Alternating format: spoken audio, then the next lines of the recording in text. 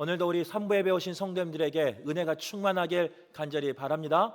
찬양할 수 있는 여건이 되길 간절히 바랍니다. 승리하시고 기쁨과 행복이 넘쳐서 그냥 남이 모르는 찬양이 이 속에서 흥얼흥얼 울퍼지는 우리 성도들 되시길 바라겠습니다.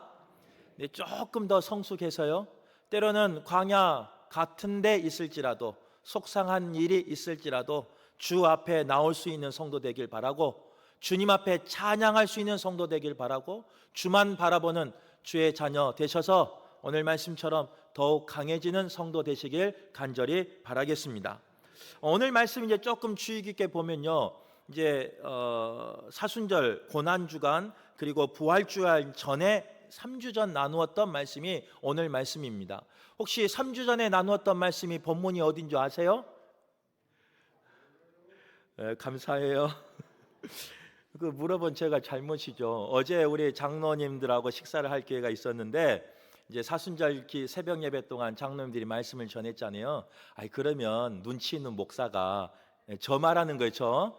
눈치가 있으면 고생했다고 밥 한 끼 사주면 얼마나 좋았겠습니까? 근데 눈치가 없다 보니까 우리 장로님들이 밥을 사면서 초청을 했어요. 그러면서 이제 여러 가지 이야기 중에 그 말씀 제목을 아마 신중하게 선택하셨는가 봐요.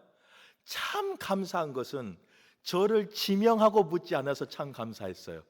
장로님 중에 한 분이 혹시 제가 전한 말씀 제목 아세요? 라고 물어본 거예요. 모른다 그러니까 저를 시킬까 봐 얼마나 겁이 나든지 어떻게 잘 넘어갔습니다. 동일하게 마찬가지예요. 오늘 이 본문의 말씀은요, 3주 전에 보았던 3장 말씀입니다. 3주 전에는 3장 1절에서 11절 말씀 가운데 우리가 오늘 말씀 이제 제목과는 좀 달라요. 그때는 어떤 말씀 제목이었냐? 다윗은 점점 강하여 가고, 말씀에서 찾았기 때문에 아마 그게 맞을 거예요. 혹 틀리면 이해하셔요. 아무튼 그 3주 전의 말씀은 이런 말씀이었어요. 전쟁이 오래될 때가 있다는 거예요. 전쟁을 원하지 않지만, 전쟁 가운데 가고 싶진 않지만 전쟁이 오래될 때가 있습니다. 때로는 사람과 사람과의 전쟁, 아니면 국가 간의 전쟁, 아니면 성도와 성도 간의 전쟁이 있을 수 있어요. 그런데 분명한 것은 그 전쟁이 오래된 가운데 어떤 집은 강해지는 집이 있는가 하면 어떤 집은 약해지는 집이 있더라는 거예요. 그래서 뭐라고 했을까요? 약해져라 그랬을까요? 강해져라 이렇게 말씀을 나눴을까요? 맞아요. 우리 성도님들의 삶 가운데는요, 꼭 강한 삶이 있기를 간절히 바랍니다. 전쟁을 피할 수 없지만, 전쟁을 어떻게 할 수는 없지만, 나의 힘으로 그 전쟁을 어떻게 해볼 수 없는 상황이지만, 오래된 전쟁, 길어진 그 전쟁 가운데 강해지는 성도 되시길 간절히 바라겠습니다. 이렇게 말씀을 나누었고, 이제 오늘 말씀은요, 좀 말씀 제목이 달라요. 끝에가 달라요.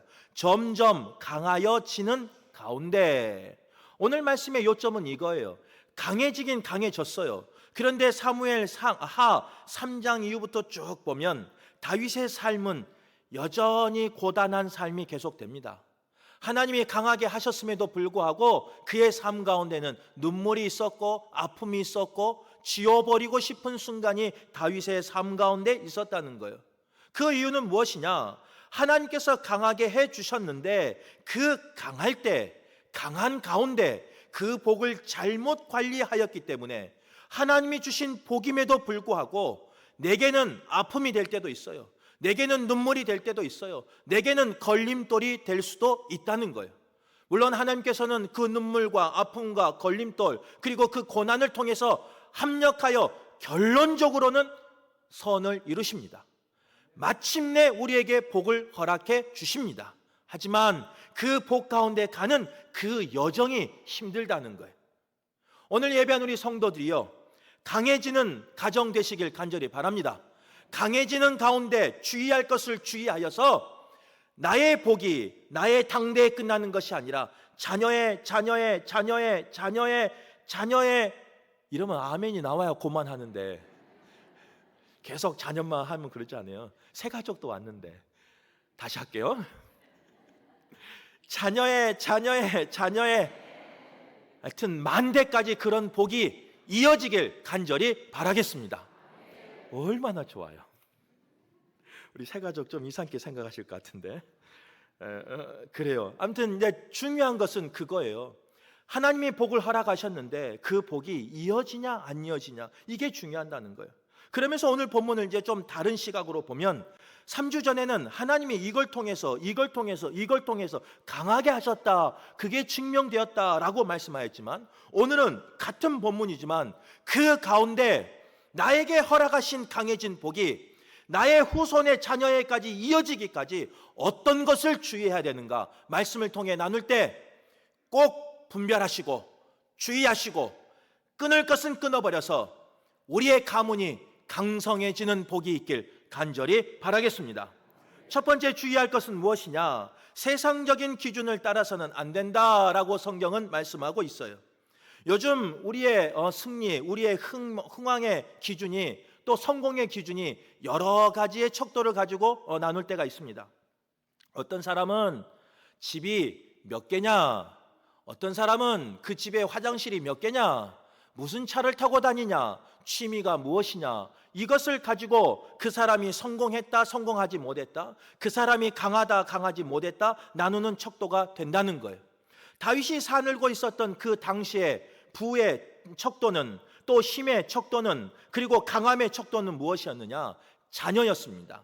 그래서 3장 2절부터 쭉 보면 6명의 자녀가 6명의 어머니를 통해서 태어난 것을 볼 수 있어요.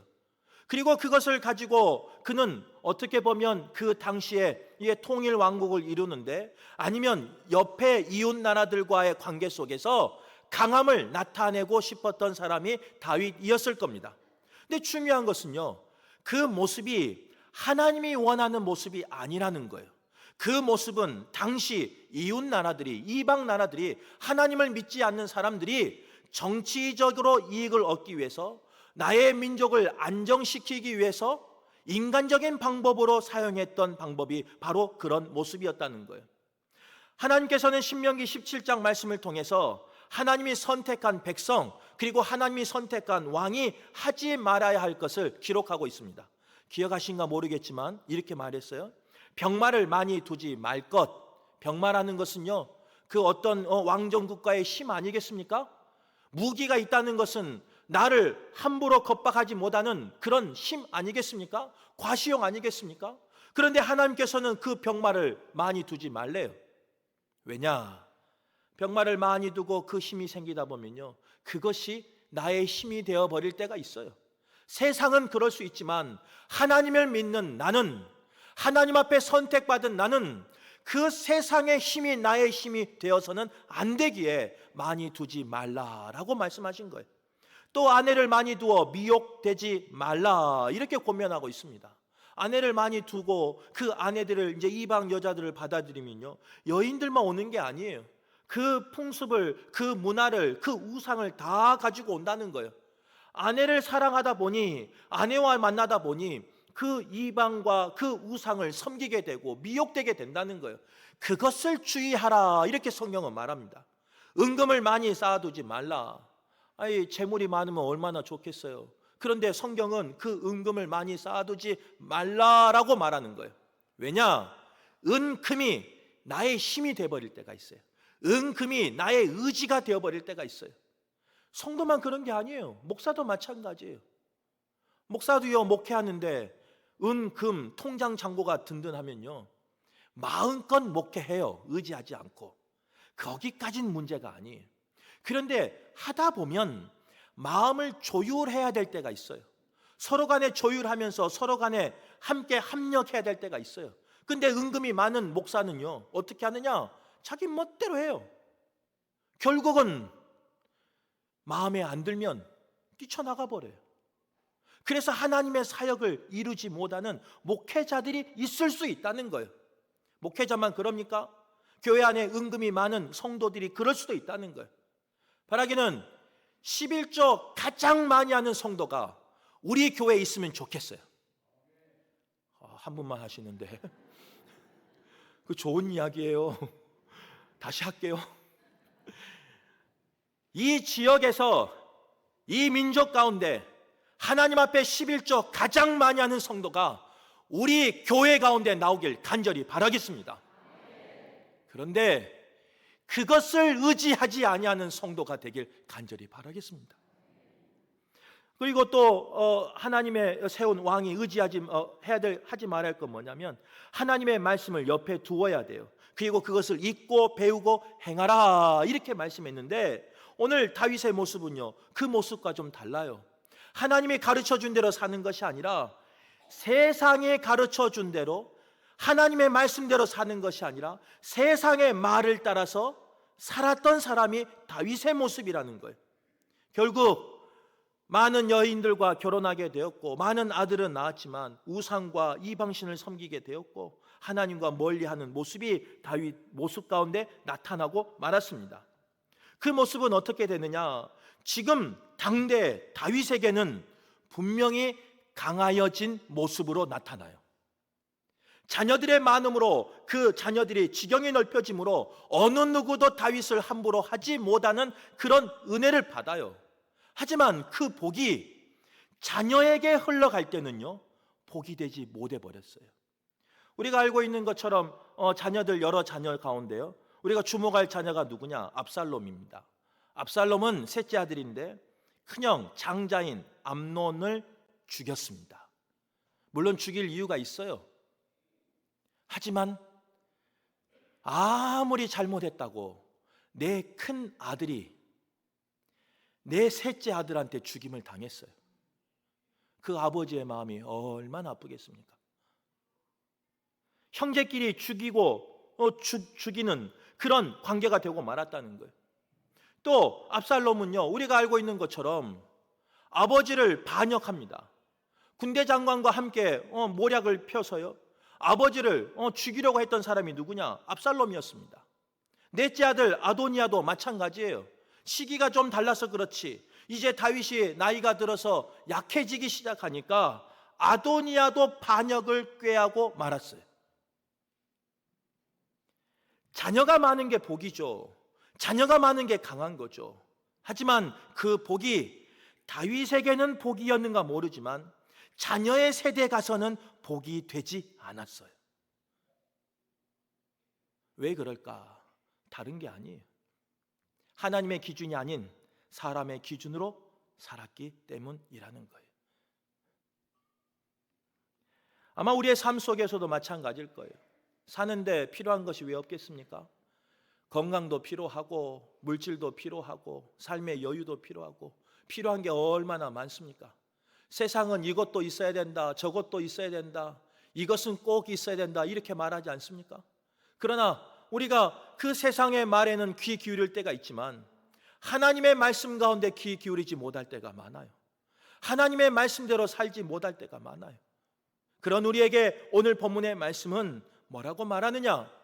내게 주신 그 복이 나의 자녀에게 복이 되기 위해선 하나님의 기준으로 살아라, 하나님의 그 기준 안에 들어오라 이렇게 말씀하고 있다는 거예요.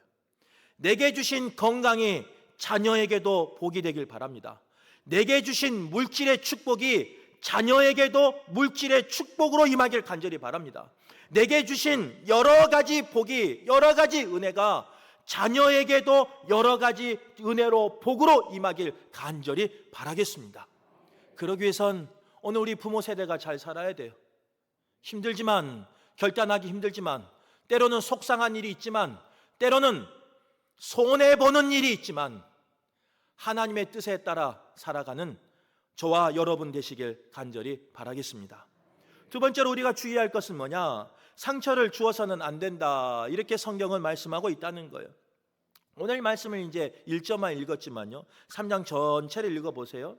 그 가운데 그 아브넬이라는 이제 북이스라엘 11지파의 그 군대 장관이에요. 그 군대 장관이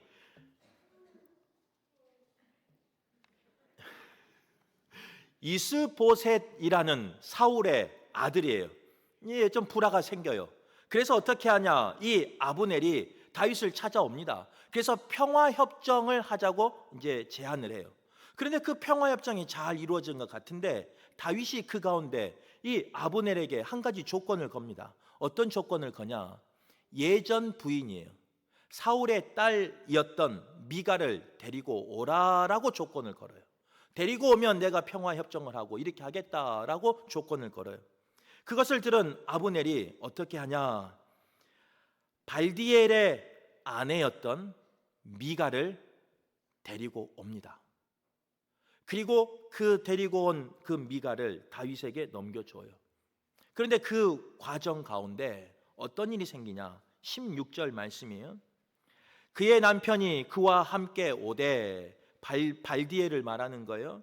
발디엘이 미갈과 함께 오되 울며 바후림까지 따라왔더니, 한번 생각해 보세요. 전에 사정이 어쨌든 지금 행복하게 잘 살고 있는데, 가정을 이루고 행복하게 살고 있는데, 어느 날 다윗 왕이 왕권을 잡더니 평화협정을 한다고 하더니 자신의 아내를 빼앗아가 버리는 거예요.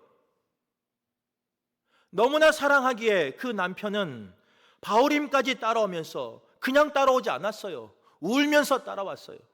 성경은 울면서 따라왔다 이렇게 기록하지만 아내를 빼앗기는 남편의 마음은 어떤 마음이겠습니까?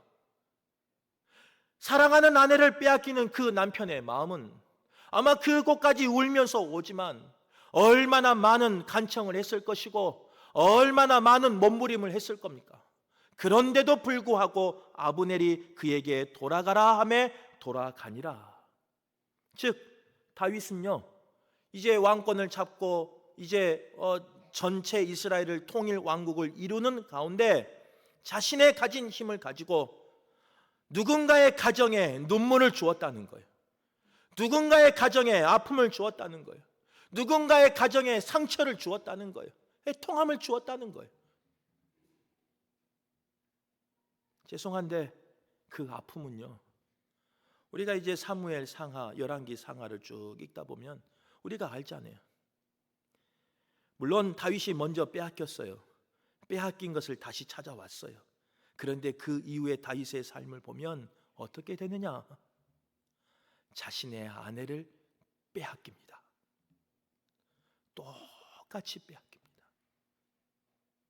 아마 성경은 기록되지 않았지만 동일하게 발디엘처럼 울며 따랐을 거예요. 바라기는 오늘 예배한 우리 모두가요, 빼앗을 수 있는 힘이 있다고 해서 그 힘을 쓰지 않기를 바랍니다. 말할 수 있는 힘이 있다고 해서 모든 것을 말하며 누군가에게 상처를 주며 누군가를 눈물 흘리게 하며 누군가를 애통하게 하는 그런 우리 모두가 안 되기를 간절히 바라겠습니다. 목사님, 저도 마찬가지예요. 목회하면서 이런 목사가 안 됐으면 좋겠어요. 가끔 그런 소리가 들려서 속상하기도 해요. 아, 내가 이제 힘이 생겼나? 7년 담임 목회 하다 보니까, 부목사까지 여기서 10년째 하다 보니까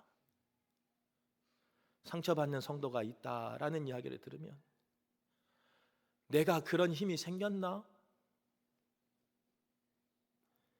내가 그 힘이 생겨서 누군가를 울게 하나?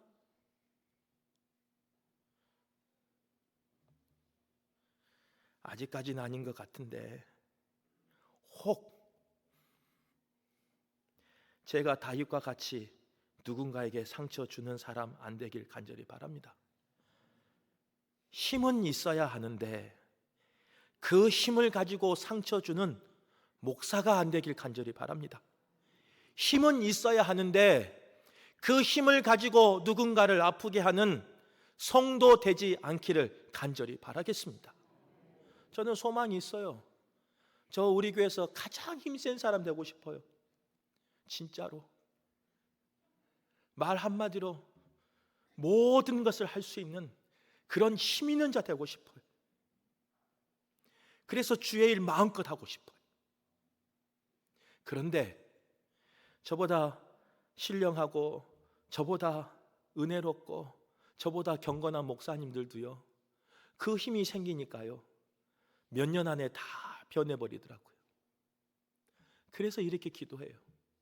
하나님, 저에게 목회할 수 있는 힘을 허락하십시오. 그런데 하나님, 그 힘이 생길 때 그 힘을 가지고 복음을 전하는 데 힘쓰는 목사 되게 하여 주옵소서. 이렇게 기도해요.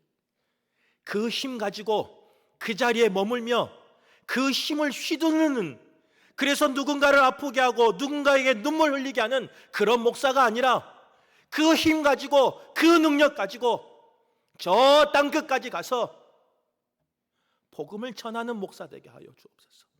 기도 제목이에요. 저도 그렇게 살려고 노력할 거니까 우리 성도님도 그렇게 살아내는 성도 되시길 간절히 바랍니다. 언젠가 꼭 이야기해 주세요. 목사님, 이제 힘이 생겼어요. 말해 주세요. 그러면 올해가 마지막인 것 같구나 하고 하나님의 음성으로 듣고 순종하며 나가겠습니다. 그런 교회가 되셔서 마지막 때 하나님께 쓰임받는 우리 모두가 되시길 간절히 바라겠습니다. 세 번째로 우리가 주의할 것은 뭐냐? 하나님을 경외하지 아니한 사람을 가까이 두어서는 안 된다라고 성경은 말하고 있어요. 오늘 이 말씀 가운데 이제 아브넬과 다윗 가운데 평화 협정이 잘 순조롭게 이루어지는 것 같아요. 미갈도 데려왔어요. 약속을 했어요. 그런데 그 가운데 이 평화 협정을 깨려고 하는 한 사람이 나타나요. 그 사람이 누구냐? 다윗의 권위에 순종하지 못하고 충성하지 못하고 하나님을 경외하지 못한 요압 장군이었습니다. 우리가 잘 알고 있는 것처럼 요압 장군은요, 다윗이 힘들 때, 눈물 흘릴 때, 그 광야에서 도망 다닐 때 의지했던 사람입니다. 나의 목숨까지 맡길 수 있는 그런 충성된 장군이 요압 장군이었습니다. 다윗이 명하면 적진이라도 자신의 병사를 데리고 죽음을 무릅쓰고 충성하며 적진까지 갔던 사람이 누구냐? 요압 장군이었습니다. 그런데 이 요압 장군이요, 조금 변해가기 시작해요. 어떻게 변해가느냐? 오늘 말씀에 보면 이제 아브넬이 그 자신 모르게 다윗과 평화협정을 맺는다라는 소식을 듣고 나니까요, 이 요압 장군이 마음이 상한 거예요. 그동안은 힘들면 나를 찾아와서 논의했고, 그동안 눈물 흘릴 게 있으면 나 앞에서 눈물도 흘렸고, 그동안 어려운 일이 있으면 나에게 같이 하자고 했던 다윗 왕이 어느 날 자신 빼고 아브넬과 평화협정을 한다고 하니까 얼마나 마음이 아파요.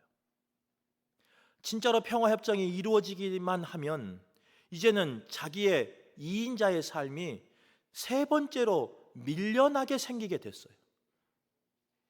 그걸 생각하니까 속이 상해요. 또 그 아브넬이라는 사람은 어떤 사람이냐면 자기 동생 아사엘을 죽인 사람입니다. 나의 동생을 죽인 그 적장 원수를 받아주고 평화협정을 한다니까 얼마나 분하겠어요. 그러면서 이제 요압이 다윗 왕에게 이렇게 말했을 거예요. 아마 아브넬이 찾아온 것은 겉은 평화협정이지만 속에 무슨 속내가 있는지 모른다. 국가적으로, 민족적으로, 우리 지파적으로 위협이 될 수 있다 라고 말했을 거예요. 그런데 다윗은 듣지 않습니다. 다윗 왕이시여, 아브넬은 당신의 용사 아사엘을 죽인 원수입니다. 그런데 그 사람과 어떻게 손을 잡습니까? 라고 말해도 듣지 않아요. 결국 어떻게 하느냐? 말을 듣지 않으니까 요압이 다윗의 통제에서 벗어나 버립니다. 그래서 죽여서는 안 되는 아브넬을 죽이고 말아요. 더 나아가 그 아브넬을 죽인 곳이 어디냐? 도피성인 헤브론에서 죽여요. 이 요압은 다윗의 명령에만 불순종한 게 아니라 하나님이 부지중에 살인한 사람이 도피성에 있을 때는 죽이지 말라라고 분명히 말했음에도 불구하고 하나님의 말씀도 어긴 사람이 누구냐? 바로 요압이었습니다. 더 나아가 사무엘하 18장에 보면요, 이 압살롬의 죽은 이야기가 나와요. 그 18장에 보면 이제 압살롬이 아들이지만 힘이 있었으니까 아버지를 이겼겠죠. 그런데 아버지가 이제 도망가면서 군대를 모아서 대항했겠죠. 그래서 그 아들인지라 죽이지는 못하고 요압 장군에게 부탁을 해요. 압살롬이 내 아들이니까 생명만은 취하지 말라라고 부탁하였음에도 불구하고 요압은 자신의 감정과 자신의 뜻대로 다윗에게 충성한다고 맹세했음에도 불구하고 다윗이 하지 말라는 다윗의 아들 압살롬을 창으로 심장을 찔러 죽여버립니다. 18장 33절에 다윗의 마음을 고백해요. 제가 읽어드릴게요. 왕의 마음이 심히 아파 문 위층으로 올라가서 우니라. 그가 올라갈 때 말하기를 내 아들 압살롬아, 내 아들 압살롬아, 차라리 내가 대신 너를 대신하여 죽었다면 압살롬 내 아들아 하였더라. 하나님을 경외하지 아니하고 충성되지 못한 그 요압 장군을 옆에 두었을 때 다윗의 눈에는 찢어지는 눈물이 흘립니다.